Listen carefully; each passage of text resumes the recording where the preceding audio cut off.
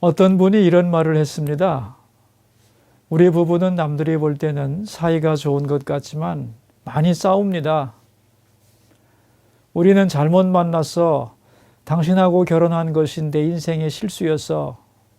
이런 말을 서슴없이 했습니다. 그런데 어느 날 아들이 우리에게 이렇게 말했습니다.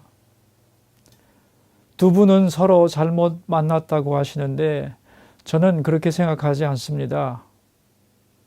두 분의 선택은 옳았습니다. 두 분 사이에서 제가 나왔으니까요. 저는 오늘의 저를 있게 해주신 두 분의 결혼이 하나님의 뜻이라고 믿습니다. 아들에게 그 말을 듣는 순간 자기 부부의 결혼에 대한 모든 갈등과 의심이 완전히 사라졌답니다. 이 사람을 만나서 살아온 것이 하나님의 뜻이구나. 그러니 이제는 불평하지 말고 행복하게 살아야지. 이런 결심을 하게 되었답니다. 자녀의 말 한마디가 부모님의 어두운 과거를 다 씻어준 것입니다. 저는 가끔 청년들에게 누구를 존경하느냐고 물어봅니다. 누구를 존경한다고 말을 하면 그 사람이 너에게 해준 게 뭔데? 이렇게 되묻습니다. 무슨 의도인 줄 아시겠어요? 자식으로서 저의 부모님을 존경합니다. 이 소리가 나와야 하는데 안 나와요. 그러나 여러분, 다른 사람들은 몰라도 자기 자녀들에게는 충분히 존경받을 자격이 우리 부모님들에게는 있습니다. 효도의 3단계가 있습니다. 첫째는 부모님의 말씀을 잘 듣고 무시하지 않는 것. 이것이 기본 자세입니다. 이렇게 되면 세대 간의 소통이 이루어지고 조상들의 실수를 반복하지 않게 됩니다. 이것은 엄청난 에너지의 절약입니다. 인생을 낭비하지 않는 방법이 뭘까요? 부모님 말씀을 잘 듣는 것입니다. 두 번째는 하나님 앞에서 바로 서고 사람들 앞에서 자기 몫을 감당하는 사람이 되는 것입니다. 마지막 세 번째는 부모님의 훈계에 마음을 두고 부모님을 존경하는 것입니다. 부모님의 인생을 누가 평가할까요? 하나님입니다. 그러나 이 땅에서는 자녀들의 평가가 가장 중요합니다. 아버지, 어머니 두 분은 최선을 다해 사셨습니다. 누가 뭐래도 저는 두 분을 존경합니다.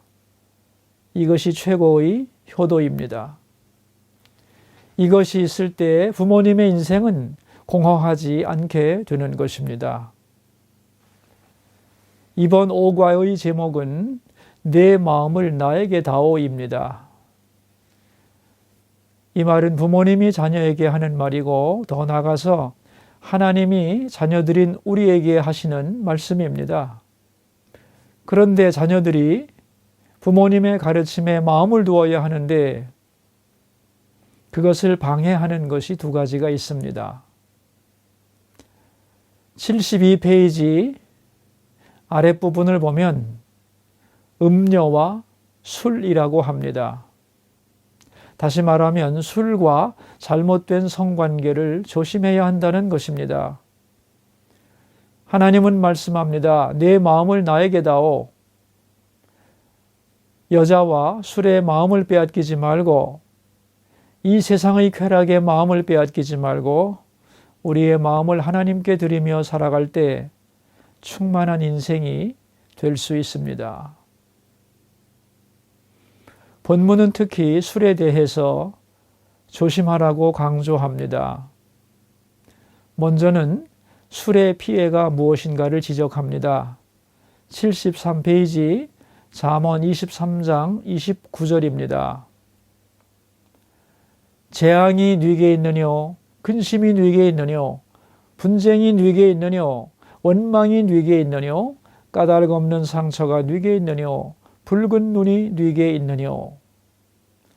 술을 먹으면 일어나는 현상을 정확하게 지적해 줍니다. 재앙이 뉘게 있느뇨? 술이란 재앙을 불러옵니다.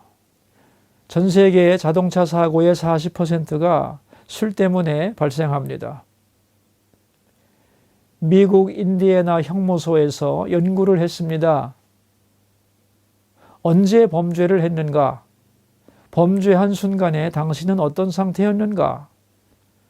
절대 다수가 술 취한 상태였습니다. 술은 각종 사고와 범죄와 탈선과 아주 밀접한 관계에 있습니다. 근심이 뉘게 있느뇨? 사람들은 근심을 잊으려고 술을 먹는데 결과는 반대입니다. 취할 때는 기분이 좋습니다. 그러나 깨어날 때는 후회가 많습니다. 분쟁이 뉘게 있느뇨? 술 취하면 말이 많아지고 절제력이 약해지기 때문에 속에 있던 것들이 폭발합니다.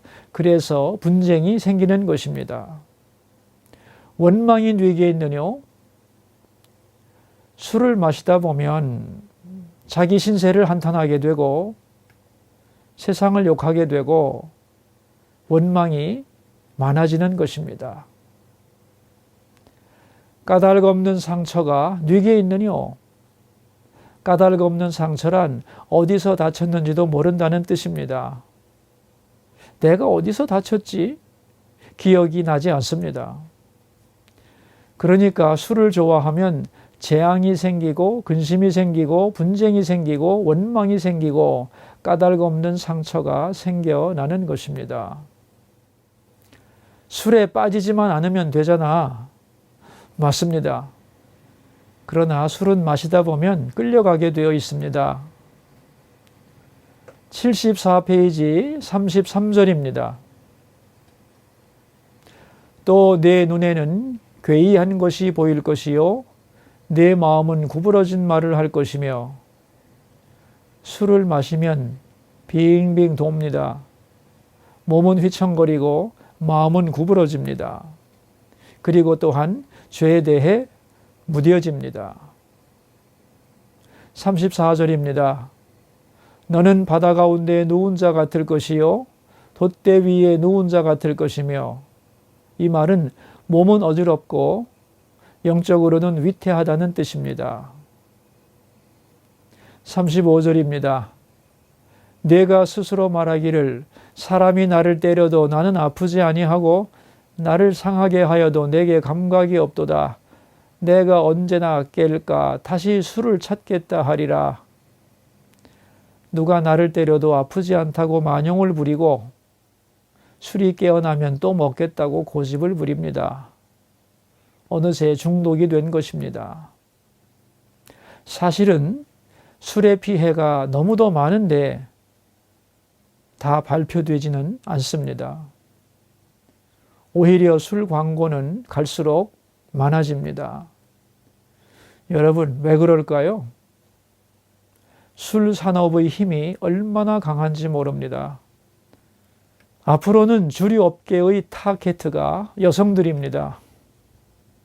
전 세계는 지금 여성들의 입맛에 맞는 술을 엄청나게 개발하고 있습니다. 그렇다면 술 마시는 것이 죄일까요? 술 마시면 지옥에 갑니까? 아닙니다. 건덕사항입니다. 나 자신의 경건을 위하여 이웃에게 덕을 세우기 위하여 더 나아가서는 하나님께 영광을 돌리기 위하여 조심하라는 것입니다.